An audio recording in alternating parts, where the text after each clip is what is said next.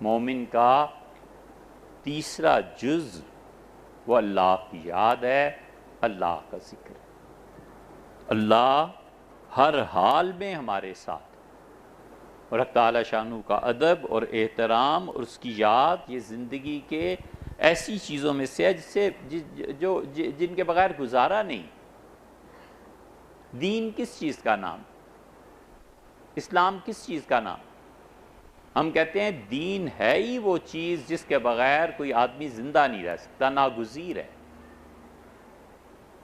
پانی ناگزیر ہے انسانی زندگی کے لیے، کھانا ناگزیر ہے انسانی زندگی کے لیے، میٹھا کھانا ناگزیر ہے، بہت سی چیزیں انسان کے لیے ناگزیر ہے۔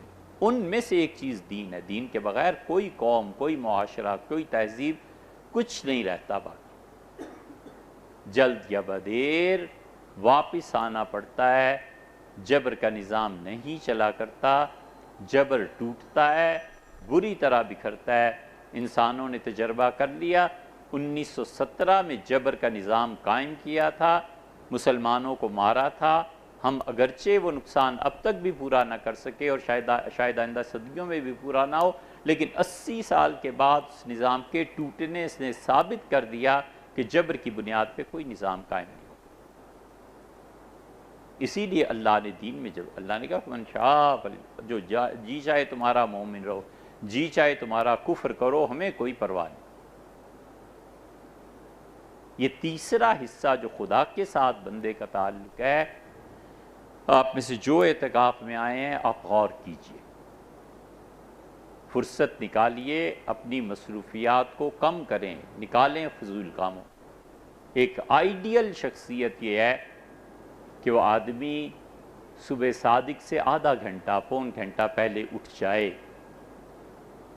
اور خدا کو یاد کرے، اور اس وقت سے لے کے فجر کی نماز اور پھر سورج طلوع ہو جائے 20 منٹ طلوع آفتاب کے بعد اس وقت تک بیٹھ کے اللہ کو یاد کرتا رہے، سبحان اللہ پڑھے، الحمدللہ پڑھے۔ وہ 5ویں جلد میں آپ پڑھیں گے کہ رسول اللہ صلی اللہ علیہ وسلم کیا پڑھا کرتے تھے۔ بس صبح کے وقت اتنا ذکر یہ کرنا چاہیے۔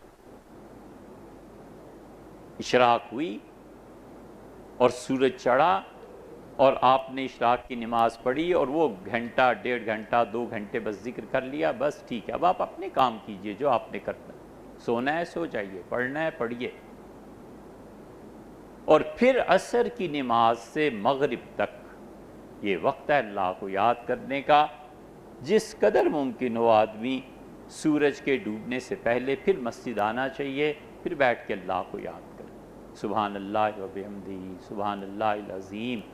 یہ سب جملے ایسے ہیں، خدا چاہتا ہے کہ اس کی مخلوق اس کی تسبیح کرے، اور اس تسبیح کا، پڑھنے کا، تلاوت کا اسے کوئی فائدہ نہیں۔ پڑھنے کی چیزوں میں سے ہے مقدمہ ابن خلدون، پڑھنے کی چیزوں میں سے ہے یہ مثنوی معروم کی اساتذہ سے پڑھنے کی چیز ہے۔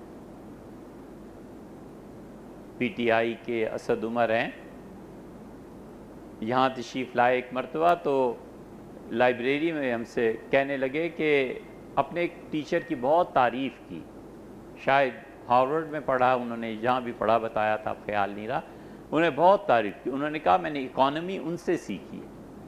پھر فرمانے لگے کہ وہ بہت مشکل سے کسی آدمی سے ملتے تھے، تو میں کلاس میں ایسا اسٹوڈنٹ تھا کہ ایک مرتبہ انہوں نے کافی پہ بلایا، بڑے خوش ہوئے ہم لوگ، میں کچھ 1-2 دوستوں کو اور بھی ساتھ لے گیا، تو انہوں نے مجھ سے کہا کہ اکانومی کا یہ جو اصول ہے نا جس کی تم اتنی تعریف کر رہے ہو، تمہیں پتہ ہے میں نے کہاں سے سیکھا ہے؟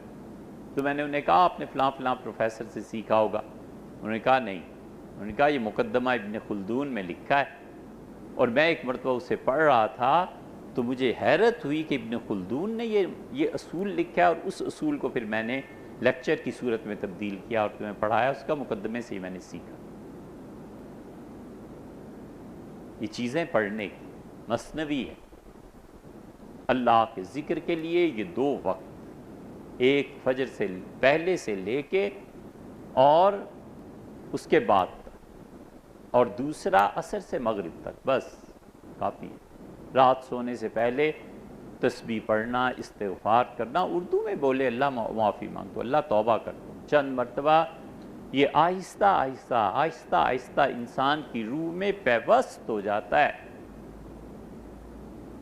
اور ایک اضافہ ضرور کرنا چاہیے اس کے ساتھ، علم ہے، تربیت ہے، ذکر ہے، اور اس تربیت میں شامل کرنا چاہیے ایکسرسائز، دوڑے، بھاگے، چلے، وزن کم کرے، وزن بڑھ جائے گا۔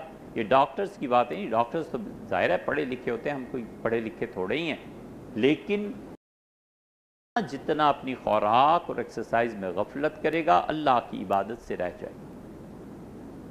آپ کو پتہ ہونا چاہیے کہ خدا کے یہاں قیام کرنا ہے، لمبا قیام کرنا ہے۔ رمضان آ رہا ہے، 3-4 مہینے اگر میں چلتا رہوں گا، 2 میل پیدل، 10 میل، 5 میل، اس سے میرا سٹیمنا بڑھتا ہے، چلنے کی قوت بڑھتی، طاقت بڑھتی، اللہ کے حضور میں کھڑا ہوں۔ حضور صلی اللہ علیہ وسلم صبح کے وقت 8-8 میل پیدل چلتے تھے۔ یہ کوئی نہیں بتاتا، اس لیے کہ پڑھا ہو تو بتائیں نا۔ 6-6 میل پیدل چلتے تھے۔ پیمائش کر لیجئے گا، مسجد نبوی سے قباء کتنا ہے، اور رسول اللہ صلی اللہ علیہ وسلم ہفتے میں 2 دن صبح قباء پیدل جاتے تھے، پیدل واپس آتے تھے۔ 6-7 کلومیٹر تو اب بنتا ہے، اس زمانے میں جو بھی راستہ رہا ہوگا۔ حضور اقدس صلی اللہ علیہ وسلم روزانہ صبح اٹھ کے کسی بھی غرض سے کئی میل، ابو داؤد کی روایت میں آیا ہے کہ رسول اللہ صلی اللہ علیہ وسلم پیدل تشریف لے جاتے تھے۔